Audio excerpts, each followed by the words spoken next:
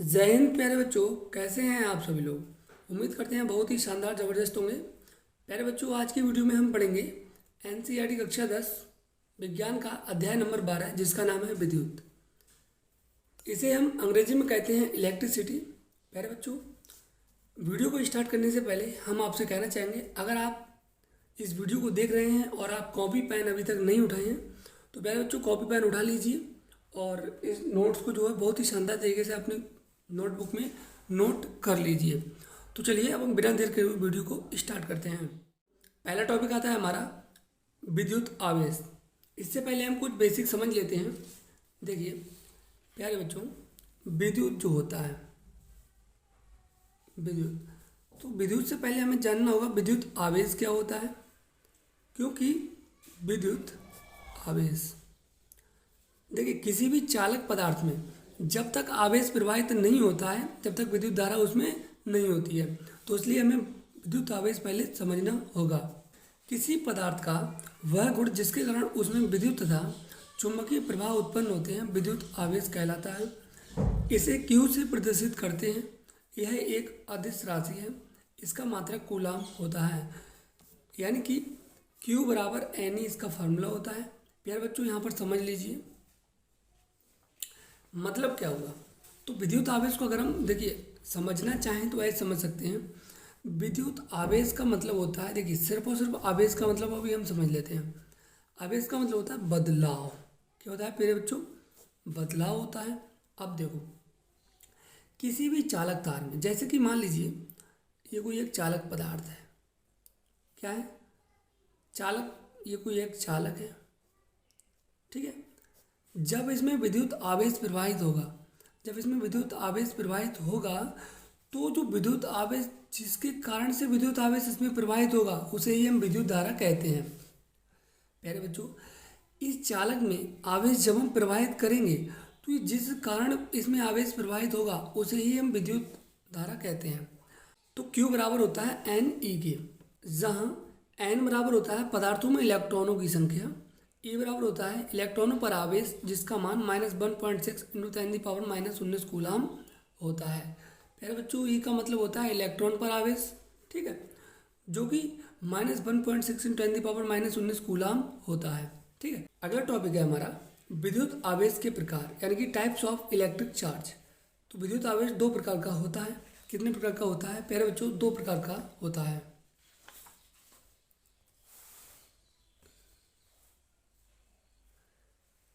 पहला है हमारा धनात्मक या धनावेश, यानी कि पॉजिटिव चार्ज।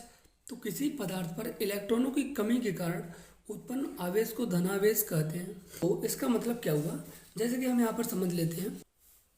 ये कोई चालक तार है, ठीक है। अब हम एक और चालक तार इसमें जोड़ देते हैं। प्यारे बच्चों समझिए थोड़ा ध्यान से, एक और हम इसमें चालक तार जोड़ देते हैं। अब देखो ये वाला चालक तार है, इसमें मान लीजिए इसमें जो है पहले से विद्युत धारा प्रवाहित हो रही है, ठीक है। अब जब हम इसे जोड़ते हैं, जब हम इसको जोड़ते हैं तो जैसे कि यहाँ से कुछ इलेक्ट्रॉन, समझिए ये विद्युत धारा आई है जो कि इधर के लिए बह रही है। अब जब ये जुड़ेगा तो इसमें भी इधर के लिए जाएगी। अब क्या होगा प्यारे बच्चों, इसके जो इलेक्ट्रॉन है वो हमेशा विपरीत दिशा में चलते हैं इलेक्ट्रॉन, ठीक है। अब इसमें कुछ इलेक्ट्रॉन इसके निकल करके इसमें आ जाएंगे। क्या इसमें आ जाएंगे इलेक्ट्रॉन, ठीक है ना।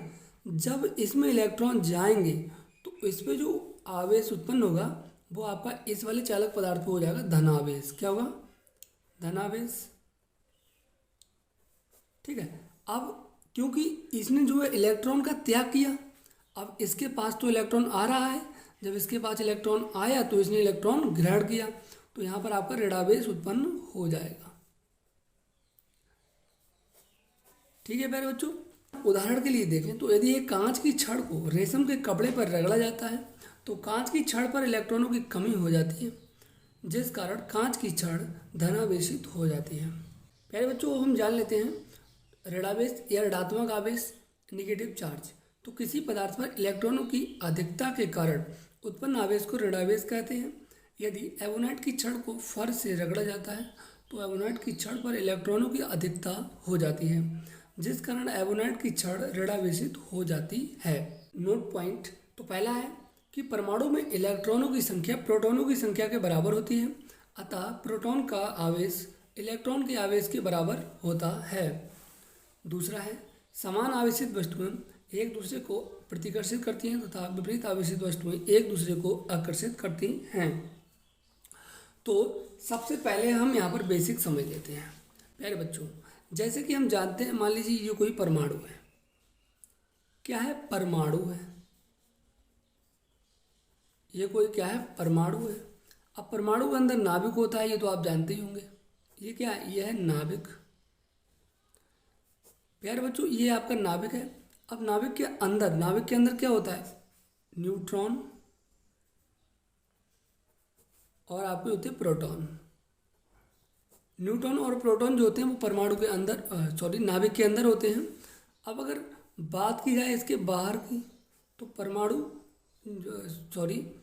इस नाभिक के बाहर क्या होते हैं? इलेक्ट्रॉन होते हैं। क्या होते हैं प्यारे बच्चों? इलेक्ट्रॉन होते हैं। अब यहाँ पर थोड़ा समझ लीजिए, जो प्रोटॉन होते हैं इलेक्ट्रॉन उनके बराबर होते हैं। जितने इलेक्ट्रॉन होंगे परमाणु में उतने ही प्रोटॉन होते हैं, लेकिन प्रोटॉन नाभिक के अंदर होते हैं और इलेक्ट्रॉन जो होते हैं ये आपके नाभिक के बाहर होते हैं। प्यारे बच्चों, यहाँ पर एक बात और समझ लीजिए, प्रोटॉन पर जो आवेश होता है वो धनावेश होता है। क्या होता है? धनावेश होता है।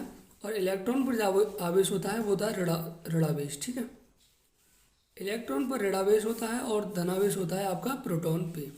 अगर न्यूट्रॉन की बात की जाए तो इस पे होता है उदासीन, ना ये धनावेशित होता है और ना ही ऋणावेशित होता है। अब प्यारे बच्चों, यहाँ पर एक बात और समझ लीजिए, जो प्रोटॉन है इस पे कितना धनावेश होता है? तो 1.6 × 10⁻⁻19 कूलाम होता है। ठीक है, और ऋणावेश की अगर बात की जाए तो माइनस का 1.6 × 10⁻⁻19 का कूलाम होता है। तो कह सकते हो इनका आवेश जो है दोनों का बराबर होता है, लेकिन इस पे धनावेश होता है और इस पे ऋणावेश होता है। आप समझ लीजिए। दूसरा है कि समान आवेशित वस्तुएं एक दूसरे को प्रतिकर्षित करती हैं तथा विपरीत आवेशित वस्तुएं एक दूसरे को आकर्षित करती हैं। जैसे कि यहाँ पर देख सकते हैं, समान आवेशित वस्तुएं क्या करती हैं? एक दूसरे को प्रतिकर्षित करती हैं, एक दूसरे से दूर हटती हैं। ठीक है, और अगर उनमें आवेश अलग अलग है तो वो एक दूसरे के क्या है? पास में आ जाती हैं।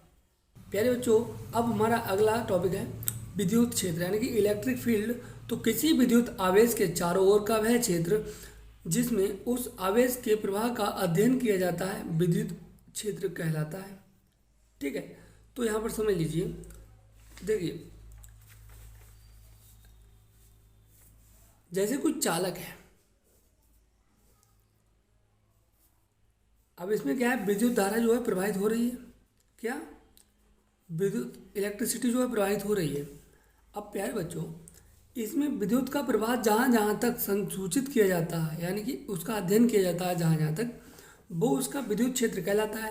जैसे कि अगर हम समझे, देखो कभी कभी आपने देखा होगा कि जैसे कोई पक्षी या जानवर होता है, ठीक है, विद्युत धारा के चपेट में आ जाता है यानी कि विद्युत के चपेट में आ जाता है, तो मतलब जो है ऐसा नहीं है कि उसने डायरेक्टली अपना हाथ या पैर जो है उस तार से लगा दिया, यानी कि उसके चालक तार से लगा दिया।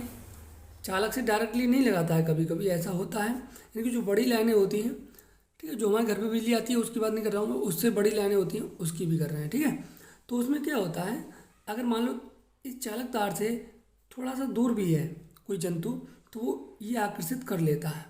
ठीक है, इसका मतलब क्या हुआ? इसका मतलब है कि इस विद्युत धारा का वहाँ तक जो है प्रवाह है, तो वहाँ तक विद्युत धारा का प्रवाह है। ठीक है, तो कह सकते हो जितने भी क्षेत्रफल में इसका प्रवाह होता है उसे ही हम विद्युत क्षेत्र कहते हैं, यानी कि इलेक्ट्रिक फील्ड कहते हैं। प्यारे बच्चों, अब हम पढ़ेंगे मुक्त इलेक्ट्रॉन क्या होते हैं, यानी कि फ्री इलेक्ट्रॉन्स। तो किसी भी परमाणु के बाहरी कक्षा के वे इलेक्ट्रॉन जो नाभिक से अपेक्षाकृत कम बल से बंधे होते हैं एवं थोड़ी सी बाह्य ऊर्जा प्राप्त करके अपनी कक्षा को छोड़ देते हैं एवं पदार्थ में विचरण करने के लिए स्वतंत्र होते हैं, मुक्त इलेक्ट्रॉन कहलाते हैं। समझ लीजिए, यहाँ पर क्या होता है, कोई भी परमाणु है, ठीक है, और उसके अंदर नाभिक होता है। अब नाभिक के बाहर ये क्या होते हैं? इलेक्ट्रॉन होते हैं।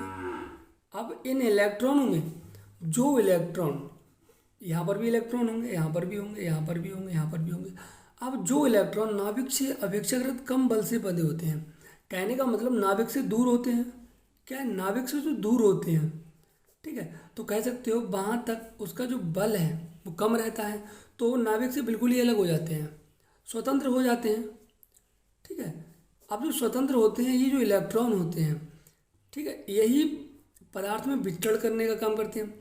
विचरण का मतलब होता है बदलाव करने का काम करते हैं, क्या, बदलाव। और इन्हीं के कारण क्या होती है, विद्युत धारा प्रवाहित होती है प्यारे बच्चों, ठीक है। इन्हीं के कारण क्या होती है, विद्युत धारा प्रवाहित होती है किसी भी चालक पदार्थ में। तो इनको ही हम क्या कहते हैं, मुक्त इलेक्ट्रॉन कहते हैं, क्योंकि ये जो है अपने नाभिक से मुक्त हो चुके हैं, इन्हें अब किसी भी चीज़ की परमिशन की ज़रूरत नहीं है। मेरे बच्चों हमारा अगला टॉपिक है मुक्त इलेक्ट्रॉनों के आधार पर पदार्थों का वर्गीकरण, यानी कि classification of materials on the basics of the free electrons. यानी कि मुक्त इलेक्ट्रॉनों की संख्या के आधार पर पदार्थों को निम्नलिखित 3 प्रकार से बांटा जा सकता है। पहला है चालक। चालक का मतलब होता है कंडक्टर्स। तो वे पदार्थ जिनमें आवेश का प्रवाह सुगमता से होता है चालक तथा सुचालक कहलाते हैं, जैसे कि धातुएं, अम्लीय जल, लवण आदि। अगला टॉपिक है प्यारे बच्चों अचालक। अचालक कहो या फिर कुचालक कहो तो नॉन कंडक्टर्स। तो वे पदार्थ जिनमें आवेश का प्रवाह नहीं होता है अचालक या कुचालक कहलाते हैं, जैसे कि सूखी लकड़ी, कांच, रबड़ आदि। प्यारे बच्चों जिन पदार्थों में विद्युत का चालन नहीं होता है, ठीक है, जिनमें विद्युत धारा प्रवाहित नहीं की जा सकती है, उन्हें ही हम अचालक कहते हैं, जैसे कि सूखी लकड़ी हो गई, कांच हो गया, रबड़ हो गया, ठीक है। अगला है अर्धचालक यानी कि सेमी कंडक्टर्स। वे पदार्थ जो सामान्य अवस्था में आवेश का प्रवाह नहीं करते हैं, लेकिन पदार्थ का ताप बढ़ाने पर आवेश का प्रवाह करते हैं, अर्धचालक कहलाते हैं, जैसे कि सिलिकॉन, जर्मेनियम आदि, ठीक है। तो कह सकते हो वे पदार्थ होते हैं जो कि सामान्य ताप पर क्या है विद्युत का चालन नहीं करते हैं, और उनका जब ताप बढ़ा देते हैं, ठीक है, जब उनका टेम्परेचर बढ़ा देते हैं, इंक्रीज कर देते हैं, तो वे विद्युत आवेश का प्रवाह करने लगते हैं, उनमें विद्युत धारा प्रवाहित होने लगती है।